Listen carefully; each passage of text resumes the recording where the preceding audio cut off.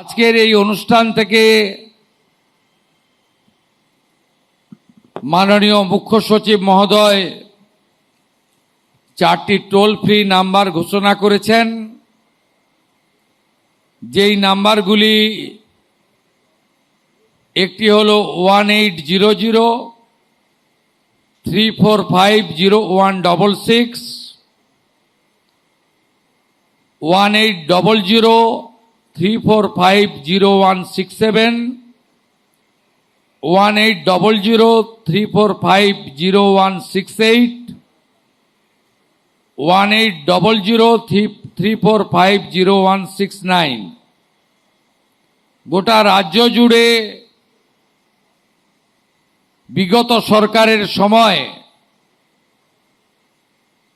যেভাবে পুলিশ, স্বরাষ্ট্র দপ্তর তথা সামগ্রিকভাবে এই রাজ্যের বদনাম হয়ে গেছে, সেই জায়গা থেকে আমরা বেরিয়ে আসতে চাই। তাই এই টোল ফ্রি নম্বরগুলো আমরা শুধু ঘোষণা করা নয়, আমি এখান থেকে প্রস্থান করে সচিবালয়ে অর্থাৎ নবান্নতে কন্ট্রোল রুমেরও পরিদর্শন করব, যেখানে সকাল 8টা থেকে রাত্রি 10টা এই কন্ট্রোল রুমগুলি চালু থাকবে। একসঙ্গে 4টি লাইনে, একসঙ্গে 4টি লাইনে 5টি নাম্বারে সবাই গোটা রাজ্য থেকে অভিযোগ করতে পারবেন, যা আমরা নিষ্পত্তি করব এবং আধুনিক প্রযুক্তির মধ্য দিয়ে। দয়া করে এই টোল ফ্রি নাম্বারগুলিকে অপব্যবহার করবেন না, ব্যক্তিগত প্রতিহিংসা চরিতার্থ করার কাজে ব্যবহার করবেন না। সঠিক তথ্য দেবেন, সঠিক তথ্য দিলে যেমন উপকার পাবেন, আবার মিথ্যা তথ্য সরবরাহ করলে সেখানেও আইনে যা বলা আছে সেটা আপনার ক্ষেত্রেও প্রয়োগ হতে পারে। তাই আমি আশা করব মাননীয় প্রধানমন্ত্রী নরেন্দ্র মোদীজির যে ভিশন আছে তাকে সামনে রেখে আমরা স্বরাষ্ট্র দপ্তরের অধীন পশ্চিমবঙ্গ পুলিশ, কলকাতা পুলিশকে নতুন জায়গায় নিয়ে যেতে পারব। আমরা ইতিমধ্যে অনেকগুলি পরিকল্পনা নিয়েছি, যেটা কার্যকর করতে আমাদের একটু সময় লাগছে এবং এই সরকারের বয়স খুব বেশি হয়নি, মাত্র 10 সপ্তাহ। আস্তে আস্তে আমরা পশ্চিমবঙ্গের পুলিশের যে গরিমা, কলকাতা পুলিশের যে উচ্চতা বিগত দিনে ছিল, সেই জায়গায় নিয়ে যাওয়ার চেষ্টা করব। শুধু আমি বা আমরা নই, ভারতবর্ষের শক্তিশালী স্বরাষ্ট্রমন্ত্রী অমিত শাহজি তার 3 দিনের কলকাতা পশ্চিমবঙ্গ প্রবাসের সময় পুরো 2টো দিন, একদিন উত্তরবঙ্গে এবং একদিন কলকাতাতে এই রাজ্যে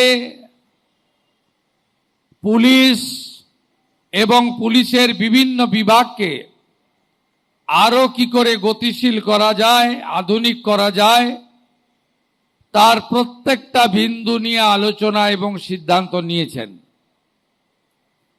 আমরা যদি পুলিশের সংখ্যা নিয়ে রিভিউ করি তাহলে দেখব যে যেখানে ভারতবর্ষে জনসংখ্যায় পুলিশ রয়েছে গড়ে প্রতি লক্ষে 155 জন, আমাদের রাজ্যে পুলিশ আছে 106 জন। এক্ষেত্রে আমরা উত্তরপ্রদেশের বর্তমান মুখ্যমন্ত্রী যোগী আদিত্যনাথজির নেতৃত্বে যে সরকার পরিচালিত হচ্ছে তাদেরকে আমরা অনুসরণ করতে পারি, যেখানে লক্ষে 200 জন করে পুলিশ কর্মী উত্তরপ্রদেশে আছে। আগামী কয়েক বছর পর্যায়ক্রমে 1 লক্ষ নতুন পুলিশ কর্মী নিয়োগ হবে। ইতিমধ্যে 47,000 ভ্যাকেন্সি আমাদের মধ্যে আছে। আমরা ওবিসির যে জট সেটা কাটিয়ে উঠতে পেরেছি বিধানসভার বিল এনে, এবং সুপ্রিম কোর্ট থেকে পশ্চিমবঙ্গ সরকার এক্সিট করে গেছে। আমাদের যে 14,000 পুলিশের কনস্টেবলরা ট্রেনিং নিয়ে বসে আছে কাজে যোগদান করার জন্য, তাদেরকে আমরা আসন্ন দুর্গাপূজার আগেই কাজে লাগাতে পারবো, এই ব্যবস্থা আমরা করেছি। আমরা পুলিশ কর্মীদের আবাসন, পুলিশ কর্মীদের কর্মস্থল, যেখানে পুলিশের লোকেরা কমিউনিটিতে থাকে তার কিচেন, অন্যান্য যে প্রাথমিক সুবিধাগুলি, তার জন্য আমরা ইতিমধ্যে নির্দেশিকা অর্থ বরাদ্দ করার জন্য ব্যবস্থা নিয়েছি। আধুনিক ইলেকট্রনিক সিস্টেম, সিসিটিভি থেকে বডি ক্যামেরা এবং নানা রকমের প্রযুক্তিগত সুবিধা যাতে পশ্চিমবঙ্গ পুলিশ, কলকাতা পুলিশ পায় তার ব্যবস্থা, আধুনিক কন্ট্রোল রুম করা এবং পুলিশকে একটি অত্যন্ত ডিসিপ্লিন, অর্গানাইজেশনে পরিণত করার ক্ষেত্রে আমাদের প্রয়াস আমরা এগিয়ে নিয়ে যাব। আপনারা অনেক পিছিয়ে আছেন মানে কর্মকুশলতায় নয়, দক্ষতায় নয়, অভিজ্ঞতায় নয়, একাগ্রতায় নয়, কর্মনিষ্ঠায় নয়। আপনারা পিছিয়ে আছেন পরিকাঠামোগত এবং সরকারের বিভিন্ন সাহায্যের ক্ষেত্রে।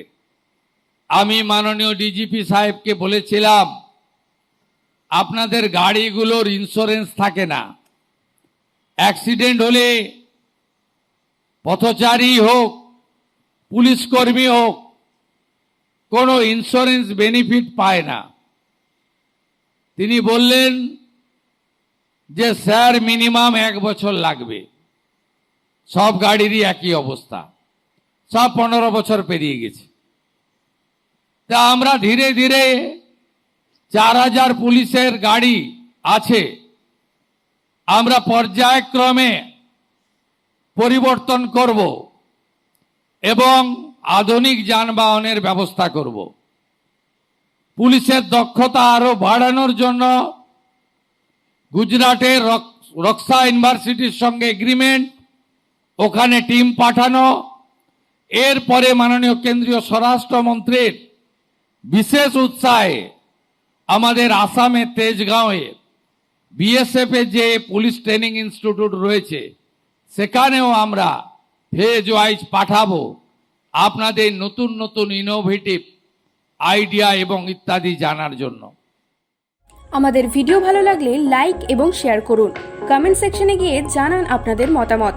আরও ভিডিও পেতে আমাদের চ্যানেল সাবস্ক্রাইব করুন এবং প্রতি মুহূর্তে খবরের আপডেট পেতে প্রেস করুন বেল আইকন।